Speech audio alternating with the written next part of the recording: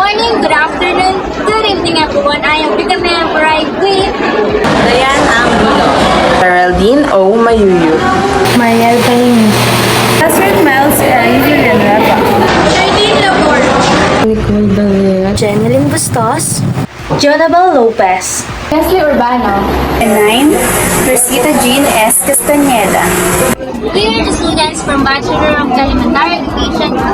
Today we're going to discuss to you the science framework in the K-12, which can be divided into 4 parts. We have 3 components, 7 approaches, models and practices, 5 characteristics of a scientific and technologically literate persons, and monitoring mechanisms.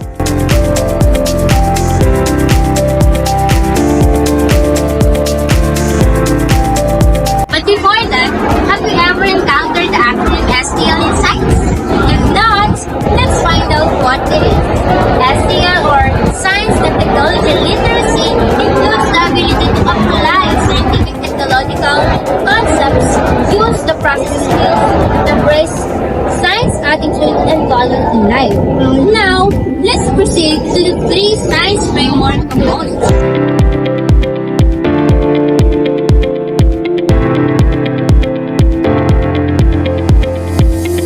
Understanding and applying scientific knowledge involves comprehending the concept, theories, and evidence that form the basis of scientific inquiry, and it is the process of using scientific understanding to solve problems, make informed decisions, and contribute to advancement in various fields. Developing a scientific attitude and values is crucial for engaging in meaningful scientific inquiry, and we have 10 different types of scientific attitude. First is curiosity.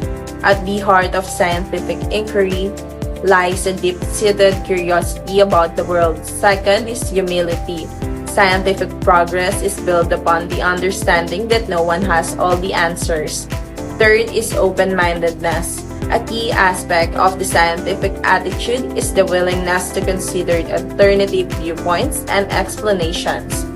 Fourth is intellectual honesty. Scientific integrity demands intellectual honesty. Fifth is perseverance. Scientific endeavors often require sustained efforts. Sixth is skepticism. This trait is not about cynicism or negativity, but rather a healthy questioning of claims. 7 is the creative and innovative. Science is not just about analyzing existing data. It's also about generating new ideas and solutions. 8 is rational. Scientific reasoning relies on logic and evidence. 9. Objectivity. Objectivity is crucial for ensuring that scientific findings are not influenced by personal preference or preconceived notions. 10. And last is innovative. This characteristic is closely tied to creativity and problem solving. Components 3. Performing scientific inquiry skills. Scientific inquiry skills can be seen as a set of skills to be learned by the students, to include the scientific processes, the performance of the scientific investigations, and the cognitive outcomes the students will achieve.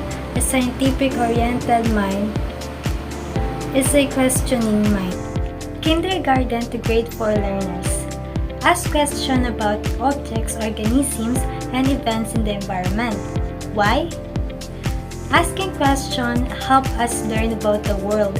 Example, we can ask why the sky is blue or how the plants grow. Plan and conduct a simple investigation. Why?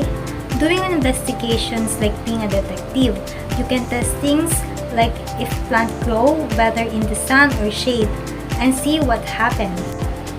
Employ simple equipment and tools to gather data and extend the senses. Why? Using tools is like having a superpower.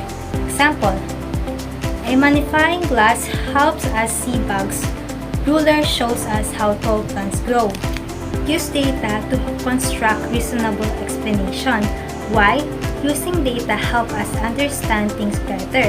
Example, if plants with more water grow taller, we can say plants need lots of water to grow bigger. Communicate investigations and explanation. Why? Communicating investigation and explanation helps everyone learn and understand new things. Example, if you read a great book about space and tell your friends what you learned, they might get excited to read it too. Grade 5 to grade 8 learners. Identify questions that can be answered through scientific investigations. Why? Because the learners need to identify questions for scientific investigation to learn how to explore and find answers. For example, asking which study method helps students learn best, and testing it helps them understand how science works and find useful answers. Number 2. Design and conduct simple scientific investigations. Why? Designing and doing simple scientific tasks helps students learn how to answer questions.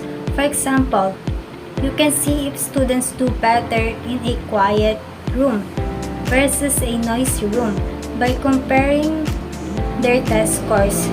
This shows different places can affect learning. Number 3.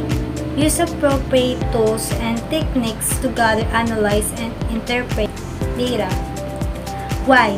By using the right tools and techniques, you make sure your data is collected and understood correctly, which helps you learn and make better decisions. For example, if you use the right tools like a notebook or computer and follow good steps, you get the facts you need clearly. 4. Develop descriptions, explanations, predictions, and models using evidence. Why? We use descriptions, explanations, predictions, and models to understand certain situations. For example, to learn about a tiger, you describe its stripes, explain why it needs to hurt for food, predict how it might behave in different environments, and use a simple model to show its habits. This helps us understand how animals live and what they might do in the future. Practically and logically, to make the relationship between evidence and explanations. Why? Thinking critically about yourself means looking at what you do and feel too. Understand your own strengths and weaknesses. For example, if you notice you're good at solving problems, you can see that you're good at thinking through challenges. This evidence that helps you know yourself better and improve.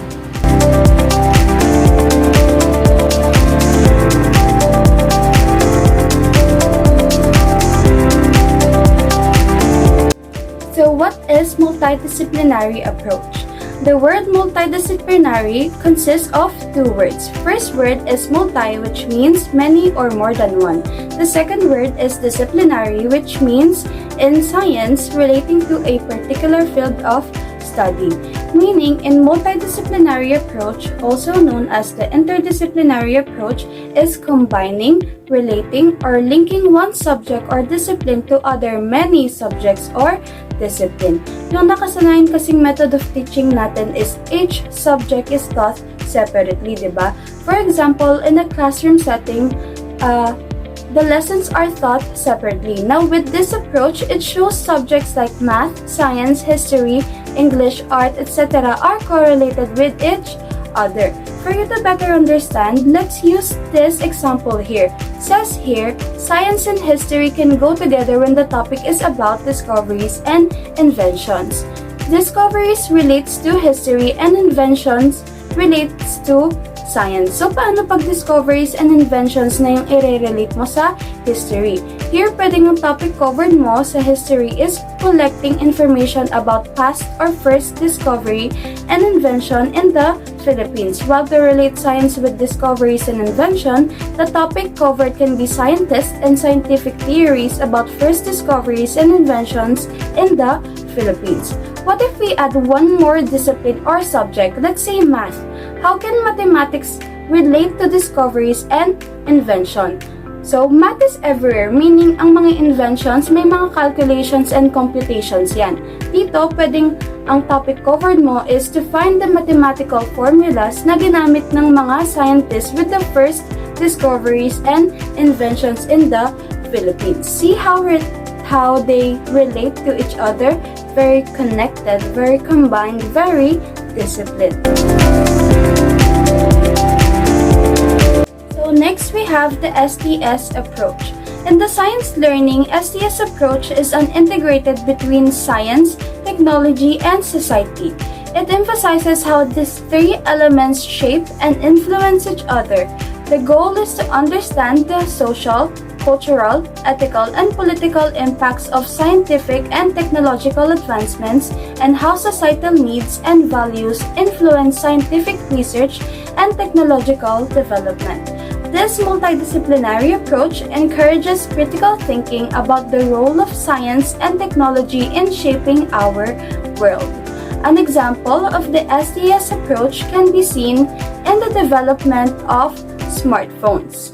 The science in the development of smartphones is the knowledge of electronics and communication systems, while the technology in the development of smartphones is the creation and production of smartphones. However, the impact of the development of smartphones in the society is how smartphones have changed communication, social interactions, and even behavior, like promoting instant access to information but also raising concerns about privacy and screen addiction. With this approach, it examines how smartphones shape society and how societal needs drive improvements in smartphone technology.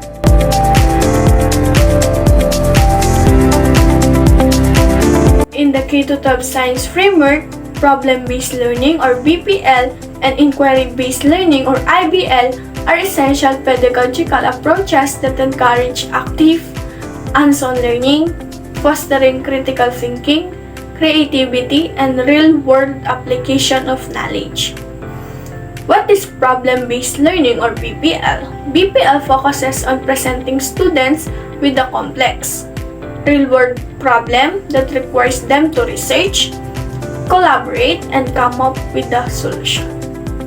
The problems are usually open-ended and don't have a single right answer, pushing students to think critically and creatively.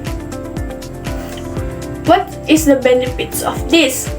Develop problem-solving skills, promotes teamwork and communication, encourages deeper understanding and application of knowledge, fosters self-directed learning as a student need to research and gather information independently. The next one is Inquiry-Based Learning or IBL. IBL emphasizes the process of investigation and questioning, where the students are encouraged to ask questions, formulate hypotheses, and conduct experiments or research to find answers. It nurtures curiosity and mirrors the scientific method.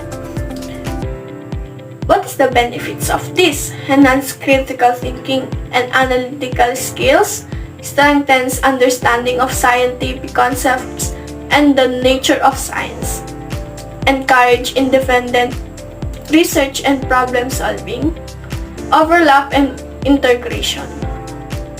Both approaches build deeper understanding, with BPL focusing on applying knowledge to solve issues, and IBL focusing on inquiry and the scientific process. Combined, They prepare students for real-world challenges by enhancing critical thinking and collaboration skills. So now, let's tackle constructivism. What is constructivism? Constructivism is a learning theory that emphasizes the active role of learners in building their own understanding. Instead of passively receiving information, learners reflect on their experiences, create mental representations, and incorporate new knowledge into their existing schemas. This process of knowledge construction is influenced by prior knowledge, interactions with others, and the context in which learning occurs. Constructivist classrooms prioritize active learning, collaboration, and student-centered approaches, with teacher is acting as a facilitators rather than instructors. This theory has had a significant impact on educational practices, promoting deeper learning and understanding by encouraging students to actively engage with the world and construct their own meaning.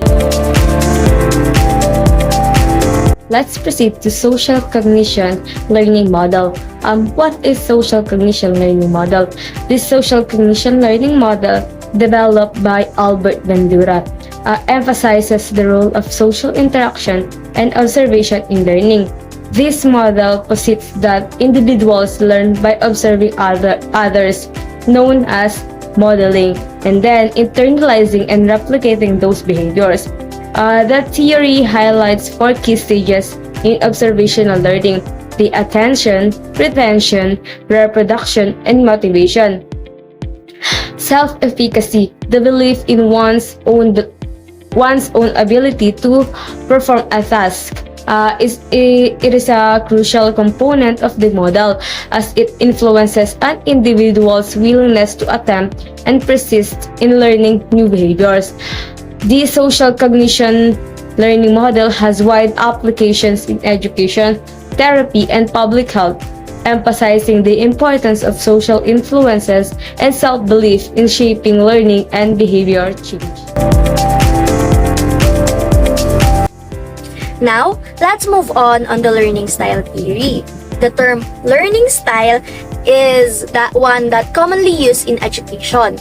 This popular theory teaches that people learn better when taught in a way that matches their learning style. In this theory has been influential in educational psychology, shaping how educators approach teaching and how students understand their own learning process. It also encourages self-awareness among students and helps educators design a more inclusive and flexible learning style. The learning style theory has 3 categories. The first one is visual learners. These are the students that excels when the information is conveyed through images, diagram, charts, and other visual aids. They often have strong ability to remember faces and places, as they can easily visualize and recall details. These learners tend to be good at interpreting maps and graphs. The second one is auditory learners.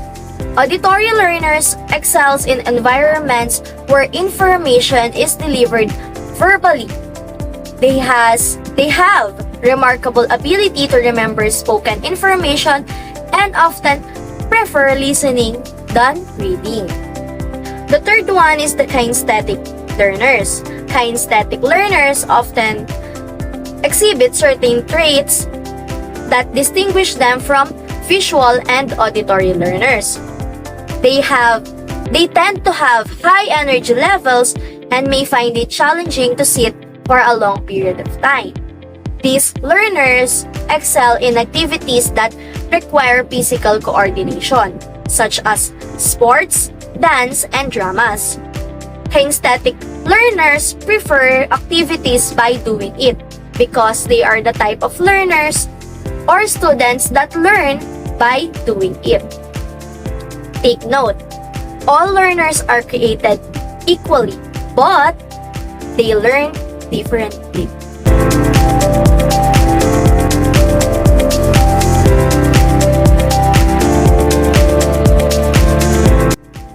For the third part, the characteristic of a scientific and technologically literate person.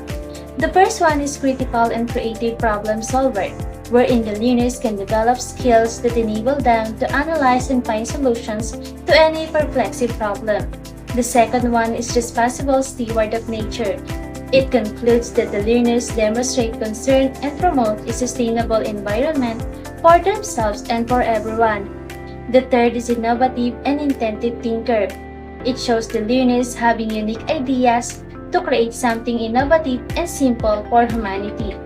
The fourth is informed decision maker, wherein the learners develop the process of making choices based on understanding of available information, most especially when they became independent learners.